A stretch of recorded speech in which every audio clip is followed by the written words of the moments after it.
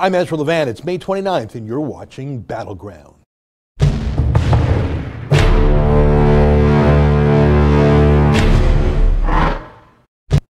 Hey, welcome back. I'm Ezra. I'm the boss of the Rebel.media here in Canada. We have viewers from around the world because we're all interested in the same thing. Tommy Robinson. For a year, Tommy worked for the Rebel.media before going independent. We stayed in touch. It was an amicable departure. You know Tommy, he just can't have a boss, especially one thousands of miles away. We admired what he did, and we were shocked, as the world was, when he was scooped up, thrown in prison for 13 months, and a gag order thrown over the whole thing, just for standing outside a courthouse in Leeds, UK, reporting on a rape gang trial. A trial that had been reported on by Britain's state broadcaster, the BBC, and others. That report, which you can still find online, lists the names of the 29 accused, the 27 men and the 2 women, charged with rape, prostitution, and other crimes stretching over a period of years for dozens of girls as young as 11 years old. So what exactly did Tommy do wrong? Well, as we've shown you, and as you can see on Tommy's own Facebook website, he stood outside the courthouse for over an hour giving a running commentary, as political pundits sometimes do. He wasn't in a TV studio in downtown London. He was on the street in Leeds. That's Tommy's way. He's a guy who gets out into the community. And what was so frustrating to me is not a single other journalist was with him. No one cared about the girls, except Tommy. So for more than 1 hour, he gave his running commentary, but he was very careful. As I noted on yesterday's show, he never once stood on court property, not even the sidewalk, not even the front steps of the courthouse. He knew from an experience a year ago at Canterbury Court not to do that. Never once did he refer to the accused rapists as just rapists. He was very careful to indicate they had not yet been proven guilty. He did not show any jurors. He did not do anything that could possibly come close to be called tampering with the trial, none at all. As we noted yesterday, it was the day of the verdict. The trial was over. And he was giving his political thoughts. And I say again, he was standing by himself on the street with one quiet cameraman and one quiet supporter. The streets were essentially empty until police came in and swooped down on him. 7 cops. 7 cops. And they said he was disturbing the peace and breaching the peace and causing a disturbance, and he had just been standing there talking quietly into Facebook Live. He was stunned by the audacity of it. Tommy's been in trouble with the law before. Tommy, I think, knows if he's crossed the line, but here he was on his best journalistic, best legal behavior, having experienced a contempt of court case a year ago in Canterbury. I know most of you have seen it before, but for those of you who have not, because of a publication ban, I'm going to talk about that publication ban in a moment. It was lifted today. I'll tell you about that good news. But for those of you who have not yet seen the video, or simply those who want to watch it again, let me show you the tail end of a 71-minute monologue by Tommy. I mean, the guy can talk, I'll give him that. Tommy basically ran a monologue for more than an hour. And incredibly, and it was all live on his own Facebook Live, and his cameraman George caught the rest of it. Just for those who didn't see and those who want to see it again, here's Tommy Robinson being interrupted by 7 police, and this was the last he was seen in public. The content of what I'm streaming, I'm being arrested for breach. Are you arresting him? Being arrested for breach of the peace. You've all watched this. You've all watched this. You've all watched this. You've all watched this. Can you get me a solicitor? Can you get me a solicitor? Can you just turn off your live feed? Can you get me a solicitor? Just turn off your live feed, please. Yeah? Do you understand what the No, can you explain it again? arrest and suspicion causing a breach of the peace? What does that mean? What does that mean? What does that mean, officer? What does that mean? What does that mean? What does that mean? What does that mean? I'm told that the police Not at all, he's never said that. That's the information I've got. I'm inciting people. I'm inciting people. His video How have I incited people? He hasn't. This is free speech. This is where we're at. You're not even allowed to. Look at this. Look how many people. Man, what are you trying to hide? Do you know when you do this? More people. Do you any sharp things or lighters? Just let him do this. More people are going to watch this now than ever. This is ridiculous, lads. Do you feel right what you're doing here? I haven't said a word. In fact, someone laid their hand and assaulted me outside court. Yeah, exactly. Other people swore at me and threatened me about my mother, and here I am being arrested for saying nothing. I'm threatened to behead I've done me. nothing. You've not said anything about What are they arresting you for, Tommy? breach of the peace. Apparently I'm inciting on my video. Can you please, George, get me a solicitor? Yeah. Because I'm on a suspended sentence, you see, so... He has actually done nothing wrong. You can sort anything like that. I think I've watched that 5 times now, and there's a lot of things that stand out for me. The one thing that gets me every time is Tommy says, how do you feel about this? Do you feel good about doing this? Saying that to the cops. What young man or woman, what boy or girl in the UK grows up and says, I want to become a police officer so I can pull a citizen journalist off the street and throw them in the back of a police van and have a drumhead trial. You know what a drumhead trial is? It's a quickie trial, no procedure, no rights, no process. Let's just go through the motions. It's almost a sham trial. What young boy or girl says, I want to grow up in the land of the Bobby, you know, the polite, friendly neighborhood British cop that people respect, and there's not a lot of peace to keep because everything's peaceful. You don't have to do a lot. They don't even have guns. They have batons and they have their finger wagging. They have the moral authority. What young boy or girl, what young man or woman grows up and says, I want to go to police academy, I want to become a policeman, so I can go take journalists off the street and pack them up and say they're causing a disturbance for reporting on the horrific crime inside the courthouse of the massive rape gangs. Tommy nailed it when he said, how do you feel? Do you feel right about this? As you know, Tommy Robinson worked with us until earlier this year, and I had enough dealings with him to know that he was in contact with police almost all the time. And it was quite something because he never knew if a policeman accosted him, were they coming to arrest him or warn him or hassle him, or were they coming to protect him? I think I did a video, you probably saw it when we were building the studio for Tommy. I don't think it's a problem to tell this story now. I told a version of it earlier. The police came to the studio. Well, what's wrong, officer? No, they came to ensure that we had bulletproof doors. And I'm not going to tell you the details of their counterterrorism work, but they actually came to scout out the joint and make it so they could protect Tommy from the non-stop plots to kill him. And I'm not even going to call them terrorist plots, because of course they were it is terrorist by nature. But it's not like these were Al-Qaeda or ISIS-inspired plots. They're just, I mean, I don't know the Muslim population in the UK, I'd have to look it up, but it's in the millions. And what percentage of Muslims in the UK supports Sharia law? I think it's at least 35 or 40%. If you look at some of the polls done by ICM, questions about Sharia law, should gays be allowed to teach? Did the Jews cause all the wars? Like, these are some of the questions ICM asked. It was amazing. Actually, Hannah, can you call up that clip of the ICM poll, What Do Muslims Think? I would just want to show the 2-minute intro to that. We showed that a couple years ago. Hannah's going to look for that, but we'll come back to that later. You got millions of Muslims in Britain. 40%, let's say, are sympathetic or supportive of Sharia law. That they tell pollsters, the actual number might be higher.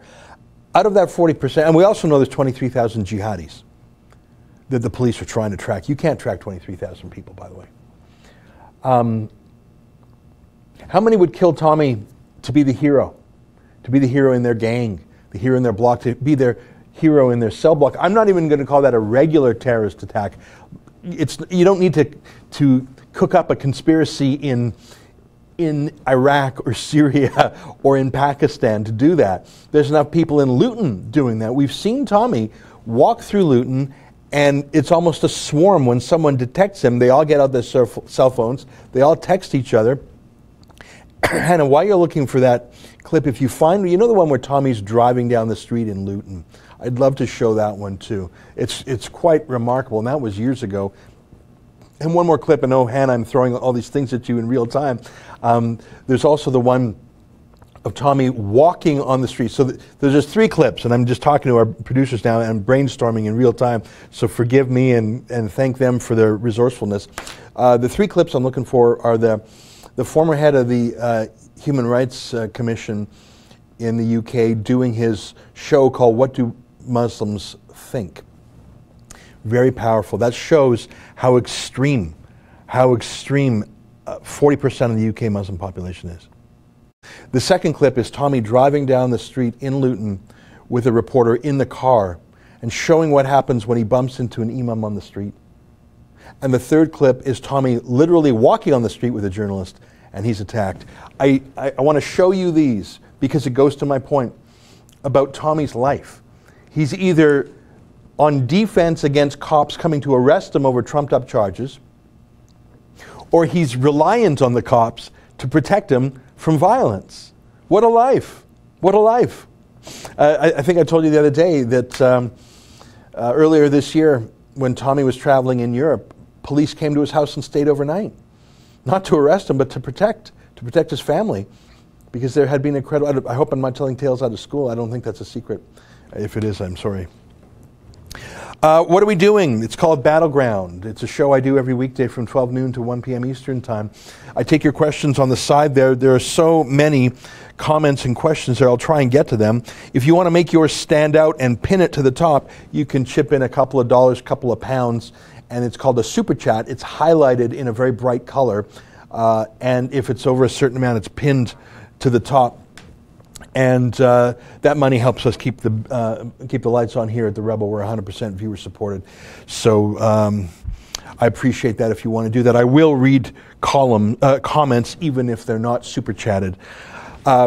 My friends who've been working to catch up to my stream of consciousness, I want to show you first what it's like in Luton. And I remind you, these videos are years old now. So it is much, much worse for Tommy now because, of course, the Islamification of Luton is much further progressed. Second of all, Tommy's notoriety, friends and foes, is much bigger. So I'm going to show you a video. Tommy was walking through the streets of Luton, something he really can't do these days. I drove through Luton with Tommy, and he gets nervous, and he drives defensively. You know when you're driving and you always leave space? I mean, normal people don't do this, but you're at a stoplight, but you leave space between you and the car in front of you in case you have to make a quick getaway. You don't have to back up, back up, back up. Tommy going through Luton is quite an experience, and he wanted to show me. He wanted to show me what it's like. This was last year that I went through Luton with Tommy. I want you to see what it was like. I'm going to guess this video is 3 years old. 4 years old. It is so much worse now. Without further ado, Tommy walking through Luton, and this is how it is on the street. Imagine what it's like in prison. Look at the streets. Definitely feel there's more tension in the air now that we're walking through here. Yeah, of course. Luton's a very divided town. You were here when you walked through. I was the leader, mate, I was. That's racist. No, it's not, Bob, no. Why do you think it's racist?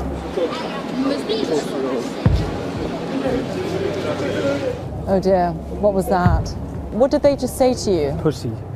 Oh God, I don't know if this is a good idea. It was clear that Robinson's past would not be quickly forgotten or forgiven. Don't point your camera at me, I'll break your camera, I'm telling you. Go on, then you got something to say. What have you got something to say? Come here, hey, fuck you. What you got to say? Oh God. Oh God. No. What do you mean? Say something then. Pussy. Go on. Yeah, I know, man. I'm lucky to stop from that, Bob. Oh, that's all I did. Go on, dickhead. Yeah. Remember my face, yeah? Welcome to Luton. Did you get that on camera? Hi, I've just been attacked in Luton Town Centre. How are we doing, all right? Yeah, good. Where'd they go? Tell me what's happened. It was very, very frightening. Yet again, I found myself in the middle of an ugly... I want to ask you a question. I know the answer. I want to see if you know the answer. You saw Tommy there, and you saw Tommy's cousin, Kev Carroll. Great guy. Best guy you'll ever meet. The two are inseparable. Tommy's not a big guy, but he's tough, and he's a boxer. Kev is really tall. Did you see Kev there? I think Tommy and Kev could have taken those guys. I know they could have. But what would have happened then? What would have happened then? I'll tell you what would have happened. Tommy would have gone to prison. Tommy would have been arrested immediately, taken away immediately, thrown in prison immediately. If he would have survived without being stabbed, he would be put before a judge who would throw the book at him. So Tommy backed up there, not because Tommy is a coward. If anything, Tommy suffers from the reverse. He's courageous to the point of folly. I mean, there ought to be a limit on the man's courage, I think, just for self-preservation. And Kev Carroll, I wouldn't want to get in a fight with Kev Carroll. You saw how tall the guy is. 6.5 feet, I'm guessing. So why did they back up? Are they afraid? They're not afraid of those thugs on the street, but they knew that if they were to defend themselves like anyone else in the streets of Luton Wood or could, that they would be thrown in prison. And if you doubt me, look at what happened to Tommy for merely reporting. For merely reporting, he's in prison for 13 months. Imagine if Tommy got into fisticuffs with everyone who wanted to challenge him. I see a super chat out of the corner of my eye, a couple of them. Let me catch up. The first one came in from Coke ADV, who says, what was the result of the rape trial? I don't think that result is done yet of the underlying rape trial, but I will talk about Tommy's publication ban, which was lifted today, and I'll get into that later. So I don't think, I spoke to our lawyer in the UK, his name is Daniel Burke. We hired him yesterday on the overriding censorship of Tommy's case. And I spoke to the lawyer this morning. He said, Ezra, the Tommy Robinson gag order is lifted, but the underlying one is not. And I called the Leeds County Court myself, and I confirmed there's a court prohibition in the UK. It doesn't apply to me here in North America, but in the UK you cannot publish details about the underlying rape trial. Although, if you go to the BBC right now, in fact, let's show it. Can we find it on the screen, guys? If you go to the BBC's website right now, BBC is the state broadcaster, you will see, look at this. This is from the BBC. Abdul Rahman, Nazarat Hussain, Irfan Ahmed, Zubair Ahmed, Mohammed Aslam, Mohammed Kamar, Mohammed Naman, Mohammed Azim, Mohammed, there's one or two Mohammeds there, Manzoor Hassan, Mohammed Ifraz, Wikas Mahmoud, Faisal Nadim, Niaz Ahmed, Asif Bashir, another Mohammed, Imran Ibrar, Alim Javed, Mohammed, there's another Mohammed there, I'm shocked, Usman Khalid, Everton Labastide, I don't know who that is. And at the bottom there, I don't know if you saw, there are actually two women. Actually, can you put that back up? I want to show the women. There's 27 men on trial in Leeds, and two women. Do you see the names there? Shabnaz Akhtar Malik, 55, and Navida Habib, 38. So two women were charged also. I read the child neglect. Well, what does that mean? I have not been in the court, so I have not seen the detailed allegations put by the prosecution. Does that mean that they were, let's say, babysitters or other people who had authority and they breached that authority to serve up these white girls to be raped by their Muslim male friends? I don't know what that means. I don't know what that means. A lot of Mohammeds there. My point is, that's on the BBC website right now.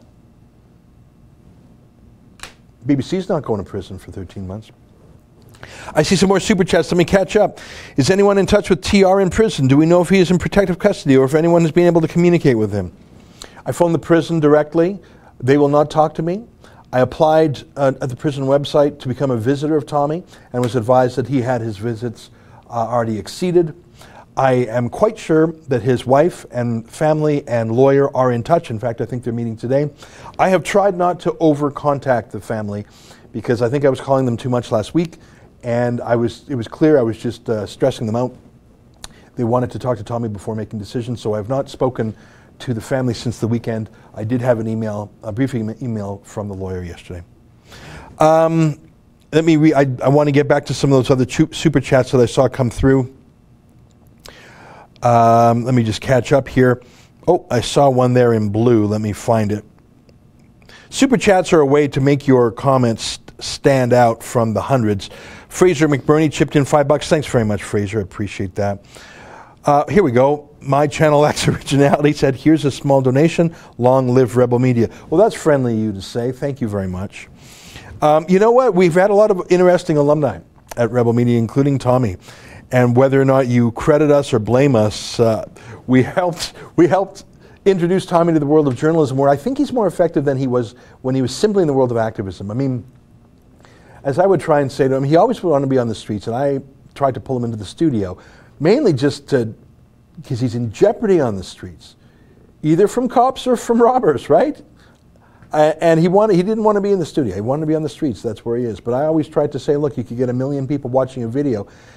At a rally, you'll have hundreds, maybe thousands. I think he wants to live both. He wanted to be a man on the streets with a camera, and that's his element. alas, it's a dangerous place in the UK. All right, I told you I'd show you another video. This, I think, is even further in the past. This is Tommy driving through Luton. Now, I should tell you, when I drove through Luton with Tommy a year ago, he did not have his windows down. He was not calling out to people, because I think things are so much worse there that even the spectacle of it, which he would probably want to entertain me with, is just not worth the risk. So, in fact, can you guys tell me the date on this video footage, if you can find that? Let's play the footage, and if you guys can find the date, I'll tell our viewers afterwards. This is at least 3 years old. It's probably 5 years old, and I can assure you it is worse there now. Roll the video of Tommy driving through Luton. Fine, so quickly. There's Saif al-Islam. That one there. Yeah, he's the leader. Yeah. What? What have I got to talk to you about? What have I got to talk to you about? What have I got to talk to you about? What have you got to say about Islam and that, innit? Yeah, I have, yeah. Yeah? So why didn't you say it now? What do you want me to say? Yeah? It's ideology, it's got no place. Yeah? Yeah, it's got no place, bruv. And what you Sharia got? law's got no place in this country. What do you mean, what have I got? Go and tell me, What do you innit? mean, What do you have I stand got? for? What do I stand for? Yeah, what do you stand for? Integration, bruv. I don't stand for paedophilic practices, yeah? Yeah? What do you stand for? Go and tell me. What do you mean, what do I stand for? What do you stand for? Racism, How's it racism? Eh? How's it racism? How's it racist to oppose a fascist ideology? Fascist ideology. It is And what fascist. do you? You're racist. How am I racist? You hate Asians, what yeah? race? What race are Yeah, Asians? yeah. What race are Muslims? I heard. Come on, Down, where are you running away oh, from? because I know, Why you running away I know what you like, brother. You have Where- about 100 you in a minute. You fucking little chief. You fucking chief. Prick. You see? That is Islam. You fucking little prick. The thing is, you get out of this car, they'll be here from everywhere. Watch how many of them now turn up. Watch how many of them now turn up. I'll do your window up so you can't get out, because I'm telling you, look. Fucking pussy. Watch when I get with your fucking houses, you fucking muck. Fucking tramp. That is what they're like, you see? Now you understand, innit? Do you think that man is usually a nice... My friends tell me that was from 2011, 7 years ago. Do you think it's better or worse in those 7 years? I can tell you, it is worse. And you saw that. Do you think if Tommy were to walk up to someone in that person's car, have a bit of a shouting match or an arguing match? Let's call that fine, and then smack him and then go, and it was all caught on film. Do you think Tommy would be in prison for that? Of course he would be. Do you think that imam was in prison? Of course not. Now, if you can permit me a friendly indulgence, one of my favorite things about getting to know Tommy over the last year was learning all the insults, chief, tramp, I can't even remember all of them, or just the or bruv. There's so many little phraseologies that we here in Canada and the United States don't know. It's very colorful. But Tommy made an important point there, didn't he? That imam just kept saying, you're racist, you're racist, you're racist, and what are your principles? And I thought that was actually very interesting. The what are your principles, I think, is that imam's genuine point of view. I think he genuinely believes in Sharia law and the Quran as the immutable word of Allah, and that is the law of the world. And he was challenging Tommy, what do you believe in? And that was actually a good faith question. It comes from a place of fundamentalist Islam, but what do you believe in? That's a very good question. But the counterattack, you're racist, you're racist, you're racist, that's BS. And I think I don't think that is an Islamic commentary. I think that is a Western leftist vocabulary that is being riveted on the dawah. Dawah is the Arabic word for Muslim evangelism. So I think that Muslim preacher there, what do you believe in, Tommy? Let me tell you what I believe in. You should believe in what I believe in. That's what Muslims say and do. That's what every evangelical says or do. I'll give them this. The Islamic way of life is a very strict code. What do you believe in, Tommy? Good question. Good question. But you're racist, you're racist, you're racist. That is not a good question. And that is actually not an Islamic thing. If you read the Quran, if you listen to historic arguments of Islamism, they don't call people racist. That's a leftist, postmodern, social justice warrior thing that imam has absorbed by being in the UK in 2018. And he's using that because that's what English-speaking liberals, and by liberals I suppose I mean all of us, react to. Oh, no, I'm not racist. Tommy's smart enough to say, Islam's not a race. Islam's a doctrine. And that's a very key learning, and Tommy's very good at that, and Geert Wilders of Holland is very good at that. He says, I can love a Muslim, but I can oppose the ideology of Islam. And that's very, very true. Let's check the time. It's 12:25. Oh my goodness, time flies. I want to talk about the court publication ban on Tommy's case, because yesterday when we had this show, I was telling you we were about to take steps, but I hadn't quite put it all in motion yet. Yesterday morning, which was actually a bank holiday in the UK, I spoke to one of our UK lawyers who had worked with Tommy before. His name is Daniel Burke. You might remember him. He was the lawyer we hired for Chelsea Wright. Chelsea was that girl from Sunderland. There's Daniel Burke there. Do you remember this? This was in Chelsea Wright's home. There's Daniel Burke on the left. There's Tommy in the middle, obviously, and there's Chelsea Wright. Just a terrible, terrible case. If you go to justiceforchelsea.com, you can remember the story. A young woman went to a bar, wakes up, the next thing she remembers, she wakes up the next morning in a house with a bunch of Muslim migrants, Afghan and Iraqi. The neighbors heard her. She was trying. It was a horrible story. I won't get into it, but that was Daniel Burke on the left there. Excellent lawyer from Manchester, big heart.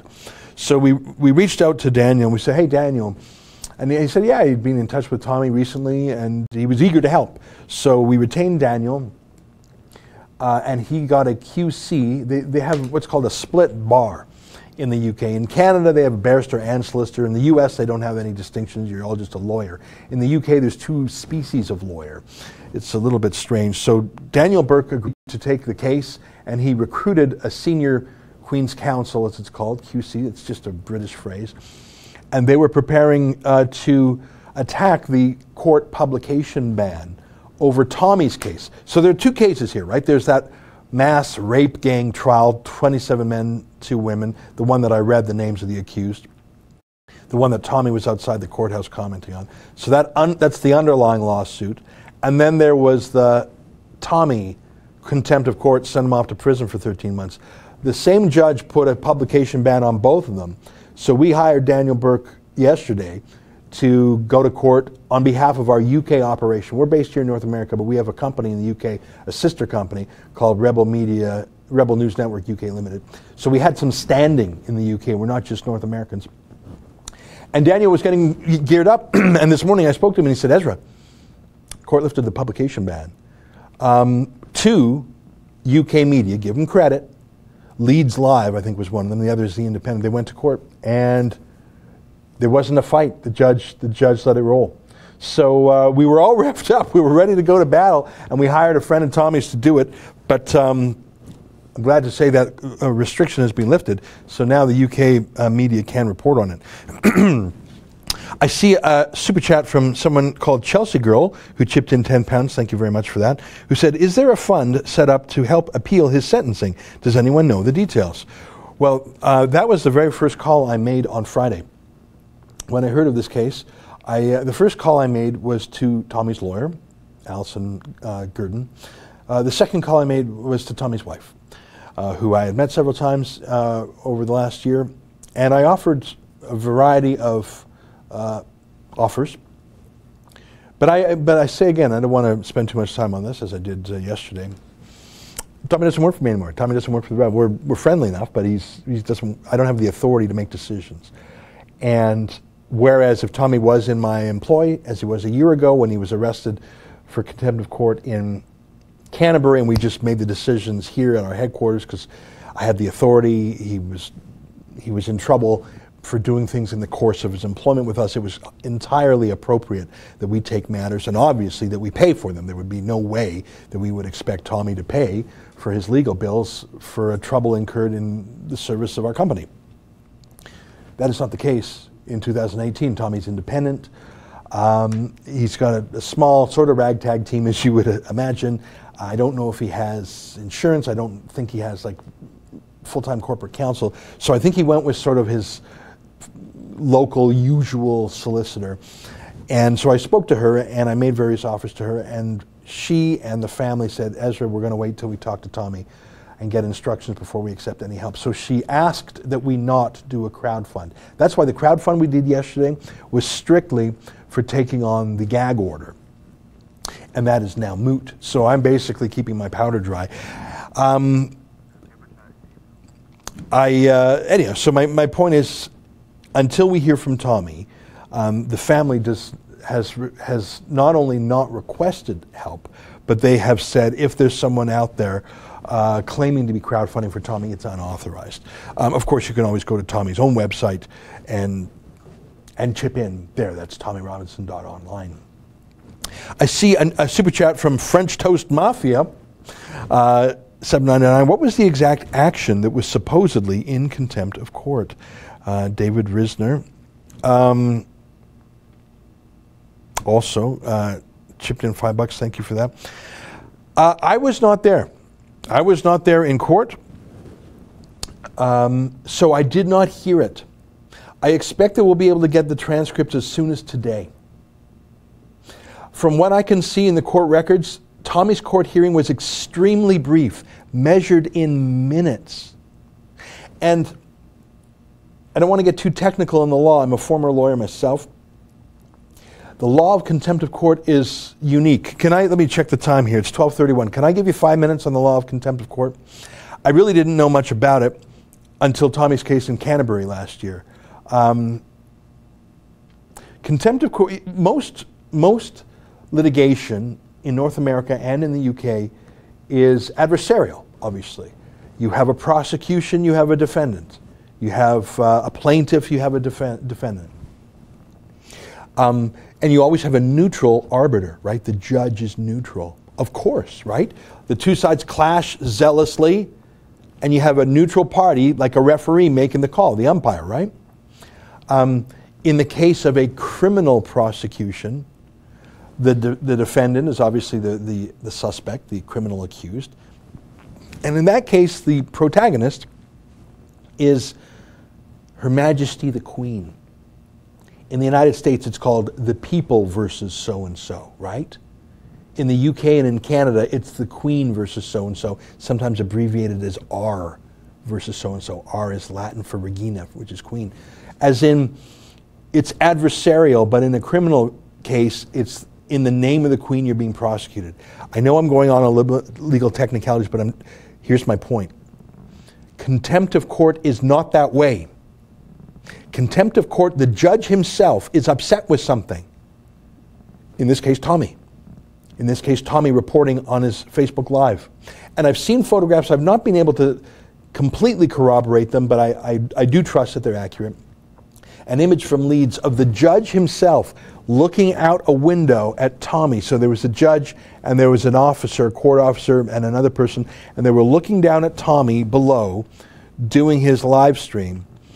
So understand here, and I'm coming to my point, and I see there's some more super chats. I'll come back to them in a minute. Let me just finish my point.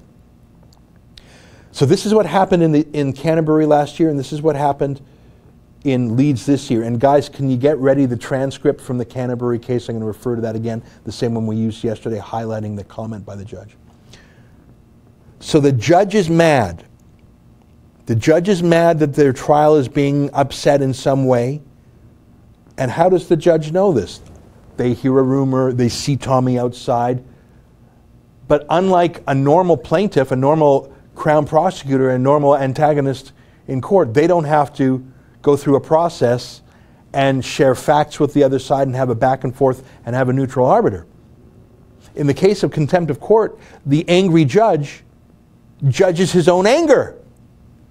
There is no prosecutor, there is no defense. The judge is the judge and the jury and the witness and everything, and he summons the accused before him and says, I'm mad at you. I want you to answer for this and this. And the person who is mad is the decider. Do you understand the difference? Let me give you the example of the underlying rape gang trial here. You have 29 people who are alleged to have done horrific things. They each have a lawyer zealously defending their interests.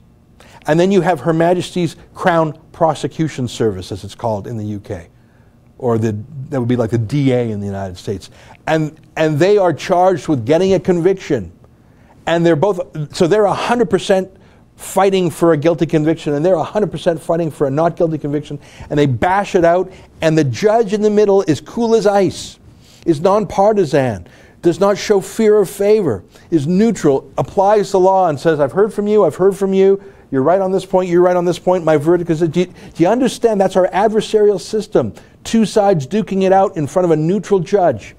Now compare that adversarial system with the contempt of court quirk, this eccentricity in UK law. Do you understand what I'm saying? The judge who was peering down from the courthouse in Leeds, I don't know if you can find that image, Hannah and Justin, I haven't tweeted it because I haven't confirmed it 100%, but there's this image out there of the red brick building, the judge peering down from the window, looking at Tommy down below and probably grumbling with the court officers. So in a normal court situation, let's say that judge was mad at his neighbor. Let's say his neighbor's dog was eating his plants. I'm just making a situation up. That judge couldn't just summon his neighbor and judge him. That judge would have to go to court like any other normal human and talk to another neutral judge and say, hey, my neighbor's, there, this is the image, yeah. So there's the judge. I haven't been able to corroborate this, but enough people have said it's legit. We've taken this image from InfoWars. So that's the judge looking down at Tommy, and you can see the bright fluorescent vest of one of the court officers. So understand the importance of this image. The judge is looking down at Tommy and getting mad, mad, mad. Does he complain to an investigator and have a hearing, and the judge is one party and Tommy's the other party and there's a neutral decider? No. This mad judge simply summons Tommy before him and makes a decision. And there's no disclosure of facts. There's no disputing thing. There wasn't even time for Tommy to get his own lawyer there. It's such an eccentric kind of law. How do you bargain with? How do you reason with? How do you deal with someone who is both the antagonist and the decider? How on earth? If they're mad, if they have a misperception, if they heard a gossipy rumor that's false, if they were told a false fact by a court policeman, if the court policeman got it wrong, if someone said, oh, I heard Tommy Robinson was standing on the steps of the court, he was not. Oh, I heard Tommy Robinson called them rapists. No, he called them accused rapists. Oh, I heard Tommy Robinson was breaking the publication ban. No, he was just quoting that BBC story. So what happens if that judge was given false information of gossip, either in good faith or maliciously?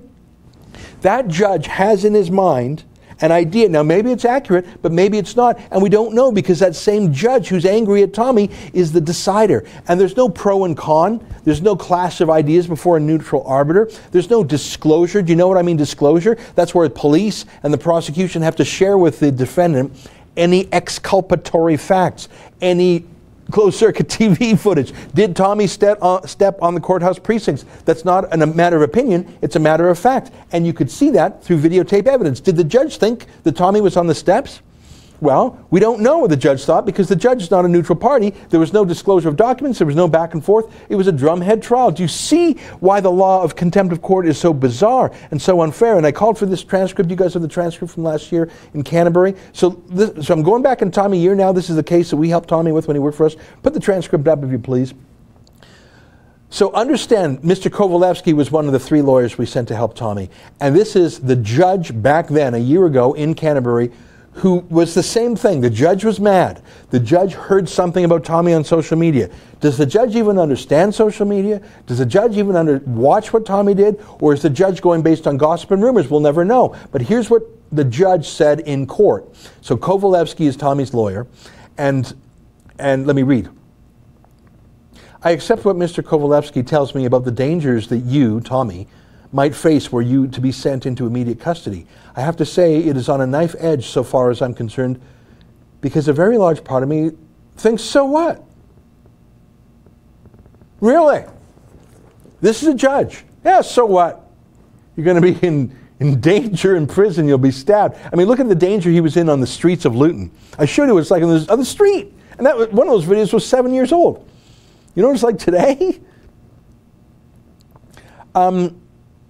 How can you be judged by a judge who is also your complainant? You're not even arguing then, are you? You're pleading. You're going in begging for mercy because if you're antagonists, you can really get tough with the other side as long as you, I suppose, don't offend the neutral decider, right? So if someone has a BS complaint, against you. You can call it out. You can cross-examine hard. You can call him a liar. You can say you were blind. You're forgetful. You can say all those tough things to an accuser if you have equal power. You're both adversarial parties and there's a neutral judge. But what happens if your accuser, your antagonist, the prosecutor is also the decider? You can't even push back for fear you'll inflame and offend them. And you heard the judge in Canterbury. Well, so what? You're in danger. So what? I'm mad at you. Is that how we make law? Through passionate anger as opposed to dispassionate reason? That's the law of contempt of court. It's a very bizarre and quirky and abstract and obscure form of law. That's why when Tommy went to court in Canterbury a year ago, why did we have 3 lawyers? You really need 3 lawyers? Well, one of them, Jonathan Grimes was his name, criminal law expert. One of them, Adam King, was an expert in the matter of contempt of court. And I can't remember, Kovalevsky, he was the fancy QC. We had 3 lawyers there. We have 3 lawyers. A bit of a dream team, junior dream team, because it's that quirky and that tough, and God's sakes, got to keep the guy out of jail. And what bugs me about this case and Tommy on Friday is how it went from grab him off the street to throw him in jail in hours, and the actual hearing was minutes. There was no dream team there. There was no dream team there. It was Tommy's sort of standby lawyer, but she wasn't even allowed to be there because she was, I think, in an airplane at the time. So they didn't even his regular lawyer wasn't there. It was just some duty counsel, like a public defender who was thrown in there. I think this case should be appealed. Okay, let me catch up. There's some super chats. Let me scroll back up. I'm sorry if I missed them. Okay, William Edger, as long as this goes to a fund for Tommy, I'm cool with it. Okay, well, let me be crystal clear. The fund we had yesterday was for the challenging the publication ban. When we learned this morning that it was lifted, we've stopped, and there's an update on the website. You can see that. Let us report. There's an update. I am not crowdfunding for Tommy because his family and his lawyer has specifically said, wait till we talk to Tommy. Don't do anything. So I'm not going to. So the super chat money is just every day we do this super chat with the Rebel. And it's just part of how we pay our bills. So I want to be crystal clear. I have no authority to raise money for Tommy, although I have in the past, and I've offered to. The family and the lawyer says, wait till we talk to Tommy. So there's no way in hell I'm going to meddle or raise funds in his name if I don't have his approval. Let me see if I've missed any other super chats. I don't think I have. If I have, forgive me. It's 12:42. Time flies. I have some videos that I was going to show you. Let me just, I showed you the arrest on Friday. Put up the court publication ban just to remind people. People say, that can't be true. That can't be true. Well, yeah, here's the publication ban that was issued on Friday. His Honor, Judge Marson, QC, made the following order under Section 4.2 of the Contempt of Court Act, since it appears to be necessary for avoiding substantial risk of prejudice to the administration of justice in these proceedings. The publication of any report of these proceedings shall be postponed until after the conclusion of the trial. So that had the Streisand effect, right? More people talked about it than ever because of that attempted ban. I see that I have a couple more super chats. Let me read them now. Mr. Ghost was kind enough to chip in £10, 10 quid, as they say in the UK. Thank you for helping to keep the voice of freedom alive in the UK. It is a shame we need outside help to protect the very rights of our citizens, and I appreciate your work for my freedom of speech. Oh, that's nice to say. I must note that there were 2 other media outlets in the UK that also care about this. And I think they just got going a few hours earlier than we did because our lawyer, as he was preparing, said, Ezra, good news, it's been lifted. So we stopped. Docemi Veritatem, that's Latin, says, see the Ballad of Tommy, Owen Benjamin, YouTube. All right, well, that, you know what? I'm not very familiar with Owen Benjamin, but I hear good things, so I'll have to check that out. I see another one, Ali Clark, $10. Thank you very much. I believe they lifted publication ban on Tommy, so leftist MSM can spin the story. All right. I think that may be a political thinking, but let me tell you a story. Have you heard of Nathan Sharansky? Can we Google his image and put it up? Nathan Sharansky was born Anatoly Sharansky. As the name suggests, he's Russian. And he was born into the Soviet Union, which was an authoritarian communist regime. And he was a dissident a democracy activist who was thrown in prison. And he didn't break. He didn't break. And he was in prison in the Gulag in Siberia with other dissidents.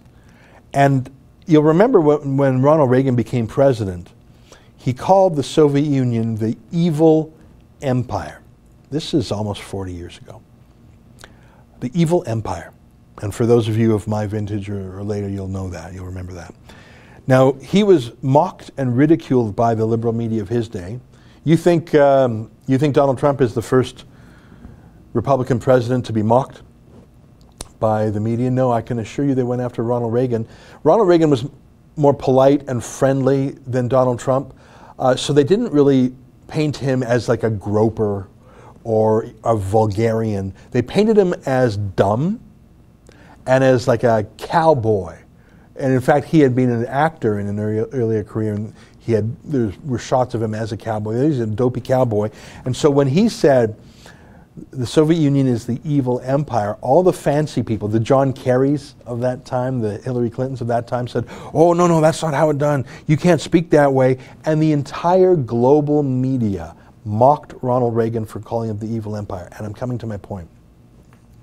So Anatoly Sharansky was in prison, in solitary confinement, like Tommy. Isn't that funny? I'm talking about another political prisoner. You tell me the difference between Sharansky and Tommy Robinson.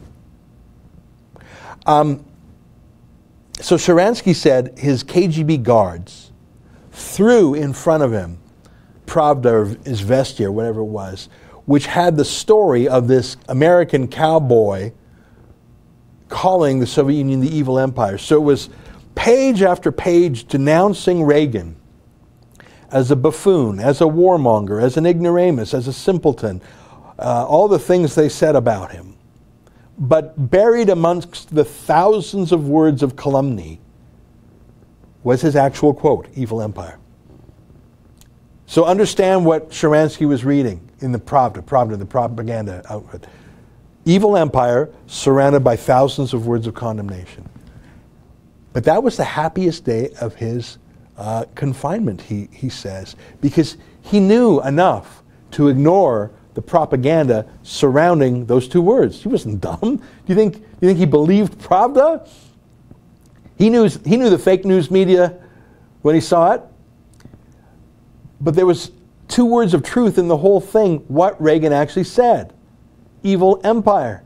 And he said he was ecstatic because he knew someone out there was speaking truth to power and was calling evil by its proper name. And Sharansky, and he's told the story I heard him tell this story directly, but he told the story once to the Weekly Standard. You can find it online. It's a great story. He says the prisoners started tapping the news out. You know how they communicated with each other in various cells? By tapping on the plumbing pipes.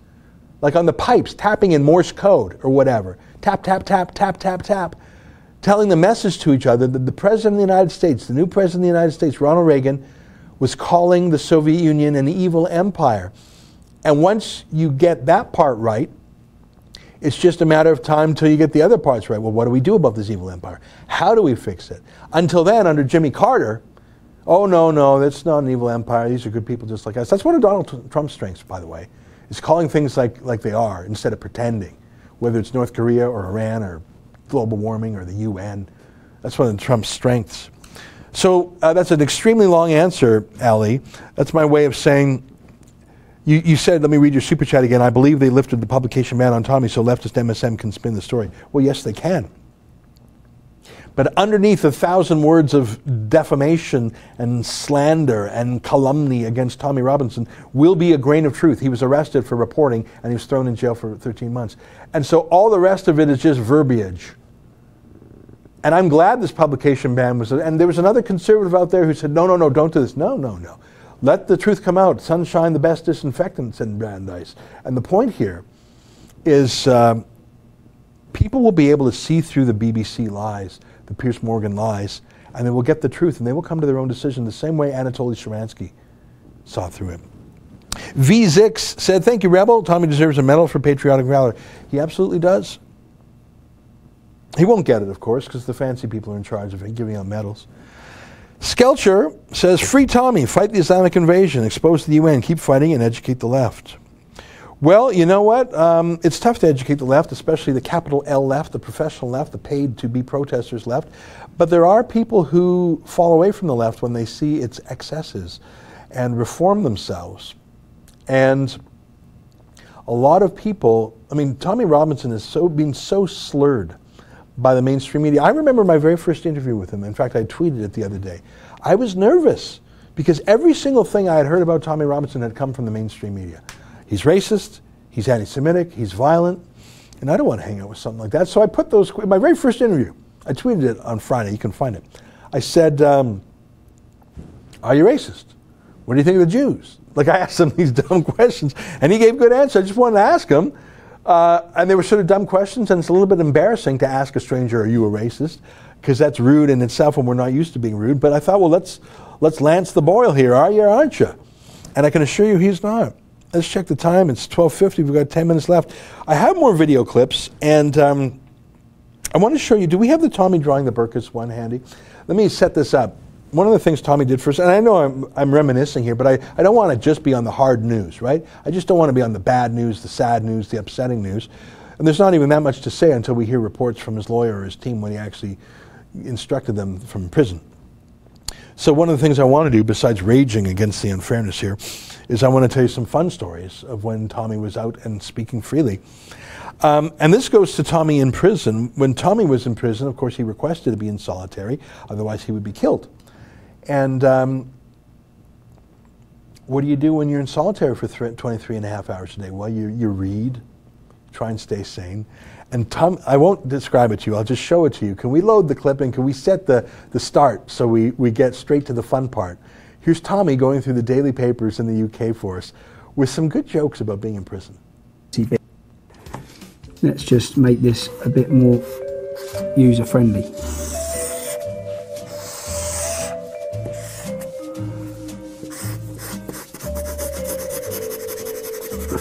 Still see a nipple though. You can still see a nip. Still got a. Do you know what? This is a funny story. That when I was in prison, I was in Wandsworth Prison. I was down the block, which was solitary confinement. There's 6 cells down there, and I had 5 of the other cells were Muslims. And this is what I used to do every day. My family used to get my newspapers sent in so I could keep up to date with the news whilst I was down there. And every day I'd get a newspaper, and this is exactly what I'd do. So I'd read the newspaper, and the first time I'd done it, I'd always be arguing with all the Muslims down there. And the first time I'd done it, because I had so much time, I was in solitary confinement 23 and a half hours a day. Because I had so much time, I'd read my newspaper, I'd go for every single bit of flesh on a woman. And I'd do this. And then I'd pass it under the door. So that's better, isn't it? That's how you want it, isn't it? So I'd pass it under the door. I'd say, "Oh, Gov," I'd press the bell, get the screw to come. I'd say, "Pass that to the cell next door." And then I sat there the first time I'd done it. I'd done every single thing. Like, look, this. Every single bit of skin was covered. And this Muslim next door, his name was Hobbs from Jamaica, convert, of course. And when he's received the paper, I've just heard this howling. He's like, ah! Because he's obviously opened up the paper. And you know the first thing he's done is he's gone for the page 3. No matter what bloke you are, he's in jail, he's gone for the page 3. When he's gone for the page 3, that's what he's seen. And he's crying with laughter, and we're both laughing our heads off. I said, that's what you want. That's what you want. This is what you want to see. It's pretty funny, isn't it? I guess you got to find your humor where you can if you're in prison. And that's the funny thing. Like, he had this banter with his Muslim, maybe you heard what he said, that all the other cells were Muslims. That's the prisons in the UK. This guy was a convert, but of course he still wants to see the page 3 girl in the UK. They're topless over there. He's in prison. There's no women in prison. And Muslim or not, you want to take a look. Tommy was making them halal instead of haram. I thought that was pretty funny. Someone today in the UK said, well, can Tommy even eat? His meals are being prepared in the prison kitchen by Muslim chefs. Is there a chance that he might be poisoned? That sounds like a prison rumor and gossip and a conspiracy theory. But it rings true enough to make me concerned, because you can kill a man 10 different ways if he's trapped in prison. It makes me nervous. Tommy's place is not in a prison. We only have about 6 minutes left. I think there's one more super chat. Let me find it. Sigmerson 111. I'm an ex-Scottish cop. The trial did not fail, therefore the impartiality of the case was upheld. If it didn't fail, then there is no case to answer. Well, the law of contempt of court does not require that the case be disqualified or dislodged for the contempt of court to be found. And I say that based on my recall of what I learned when Tommy was in court in Canterbury, as in, you don't have to successfully upend a trial. You don't have to get it disqualified or declared a mistrial for you yourself to be guilty of contempt of court. You can, it's like an attempted, the attempt itself, the effort, the action, and there's a strict liability to it. I think it's an obscure area of law, and it does not meet the normal tests in our system of having a neutral decider. If someone's angry at you and summons you and has the right to punish you and there's no neutral decider, that is not our system of law that we're used to. It's 12:56, and I really didn't have a chance to get into things. I guess the main news I wanted to tell you is that yesterday afternoon we set up our website, letusreport.com. Earlier that day I had spoken with Daniel Burke, the lawyer we hired for Chelsea Wright's case, and he was just giving her full tilt, but the lawyer for the Independent got to court faster, and that's a good thing. So we put an update on our website, but I wanted to let you know that activities that we had done. In answer to the question earlier, we will not be crowdfunding for Tommy until he asks us to. We're just not going to meddle, and anyone who is crowdfunding for Tommy until then is doing so in an unauthorized manner. And I'm not going to judge them. I'm just telling you I'm going to follow to the letter what the family tells me to do, because I do not want to interfere with their decisions. I should tell you, for my Canadian viewers, we have a lot of Brits and Americans watching today, that on tonight's show we'll talk about something else other than Tommy. We've talked about Tommy 2 shows in a row on the Ezra Levant Show. That's my 8 p.m. Eastern Time show. Tonight we'll be talking about the case of the Kinder Morgan pipeline that the Canadian government is apparently going to nationalize it. What a crazy, crazy story. I don't think that's of interest to our American and our Brit viewers, so I won't get into it in the final minutes here. I see a super chat from the UK, saucytime.com. 30 pounds. If Tommy's suspended sentence was 3 months, how is a 13-month sentence justified? I say again, I have not read today's transcript, or the transcript from Friday, and I'm sure, but I can make a guess. And the guess was there would be the 3-month suspended sentence from Canterbury that's instantly triggered, and then the additional penalty would come from the judge in Leeds meting out punishment for whatever he claims happened there. So it sounds to me like that 13 months would be a composite of the 3-month suspended sentence from when he was in Canterbury plus 10 months new. And I say again, based on the video evidence I have inspected, based on my own understanding of where Tommy was, what he said, and other facts that I've already shared with you, I believe that Tommy did actually nothing wrong this time, and that the judge, mistook what happened. And given the extremely hasty move from arrest to hearing to conviction to sentencing, I do not believe that these facts were fully canvassed. And I don't believe that Tommy had a fully competent lawyer. I'm not disparaging the competence of the lawyer. I'm saying contempt of court is an obscure area of law. The duty counsel, the lawyer who's just there for indigent clients, would be an expert in common assault, in drunken disorderly, in causing a disturbance, in bar fights, in things of shoplifting, things of a common and basic matter, a common assault, things like that, to drunken disorderly, maybe some traffic offenses. A basic duty counsel would have a good enough command in those. But I simply do not believe that the duty counsel, the public defender, the lawyer assigned to Tommy would have ever handled a contempt of court case. And so to rush to judgment without all the facts, without Tommy's own lawyer, let alone an expert in contempt of court law, and to have this extreme sentence of 13 months, I think deeply demands an appeal. I'll pay attention to what Tommy and his lawyers say. If they want help, we'll give them the help. If not, we'll just cover this as journalists do. We were ready to go and lift the publication ban.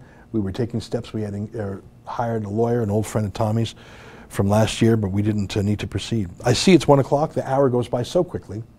I'll be back tomorrow. If there's more news on Tommy, we'll talk about it then. I thank you for joining us. We call this Battleground. I do it every day from 12 noon to Eastern Time. Thank you to those who chipped in for the Super Chat. And until tonight for my Canadian friends and tomorrow for our friends around the world, good night and keep fighting for freedom.